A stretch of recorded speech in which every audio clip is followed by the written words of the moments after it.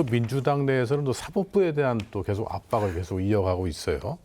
자, 이런 민주당의 행보는 어떻게 보십니까? 지금 진 교수님부터 좀 해주세요. 저는 굉장히 걱정스럽습니다. 저는 민주당의 위기는 집권 후에 올 거라고 보거든요.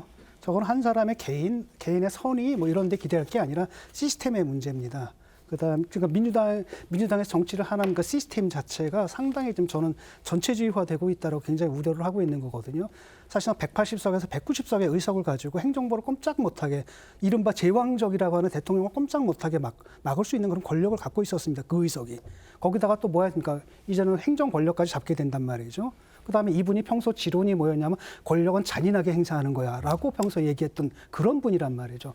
그다음에 또 남은 게 결국 뭡니까? 사법부인데 사법부는 그전에 뭘 했냐면 검찰 개혁한다 그래서 검찰들 계속 공격을 해가지고 검찰을 완전히 지금 너덜내서 자기들에 대한 수사를 아예 못하게 만들어 놨단 말이죠. 그래서 이상한 공수처 같은 거 만들어가지고 뭐 아예 요번에도 사실 내란죄 수사 때도 도대체 수사권이 어디 있는지 모르게 지금 현장에서 굉장히 그 일반 민중들을 위한 우리 일반 백성들을 위한 국민들을 위한 그런 수사에 굉장히 지장이 많이 생기고 있거든요. 그러니까 한 사람을 지키기 위해서 지금 모든 시스템을 망가뜨렸고 거기서 나가가지고 이제는 뭡니까 사법부까지 이번에도 뭐 대법원장 공격하고 있지 않습니까?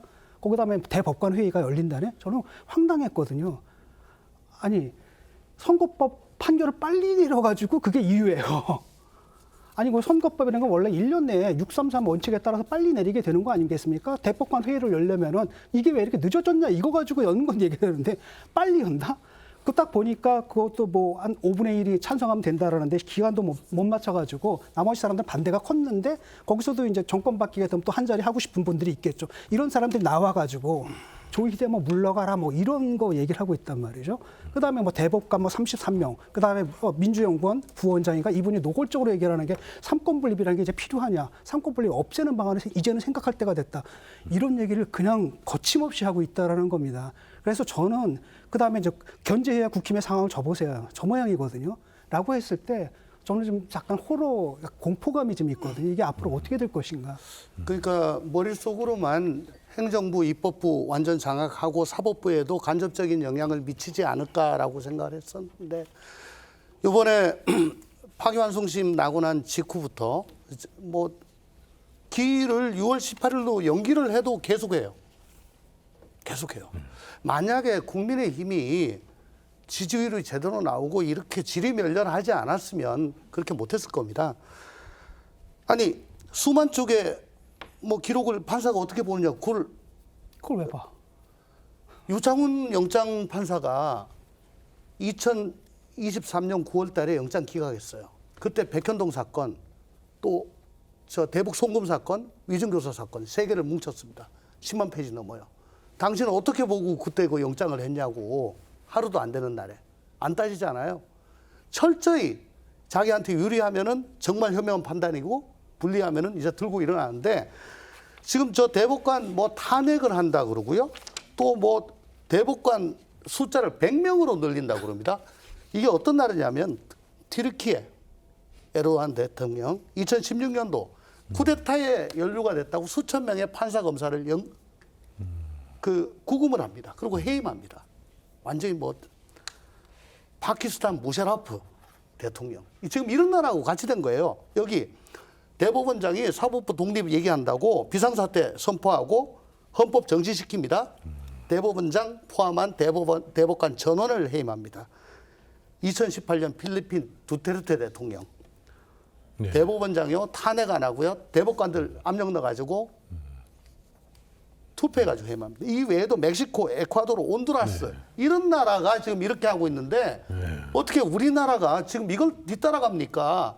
사법부가요 이런 식으로 하면 정말 이 대한민국 법 취지는 그러고요. 근데 한 말씀만 드릴게요. 미국 헌법의 아버지 제임스 매디슨이라는 사람이 있습니다. 이분이 뭐라고 했냐면 판사들이 입법부로부터 독립적이지 않다면 다른 모든 독립은 명목적일 뿐이다. 이미 얘기를 했습니다.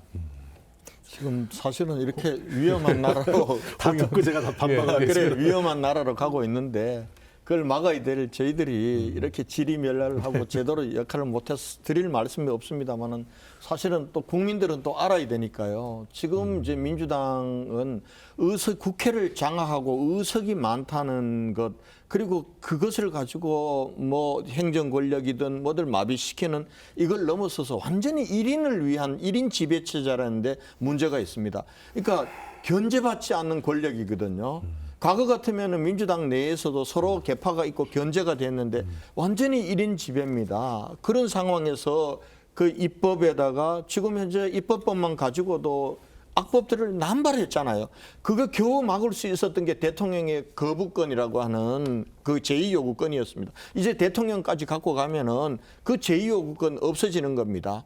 그리고 결과적으로 그동안 유례 없이 이제는 사법 영역까지 계속해서 장악하고 자기들 마음대로 하려고 사법부를 이렇게 조금 전에 조홍천 의원님 말씀하셨다. 이렇게 되면 이제 1인 지배 체제가 되는 거죠. 이게 그렇게 되면은 그 이후 대한민국이 어디로 갈 건가 이런 걱정들이 있는 겁니다.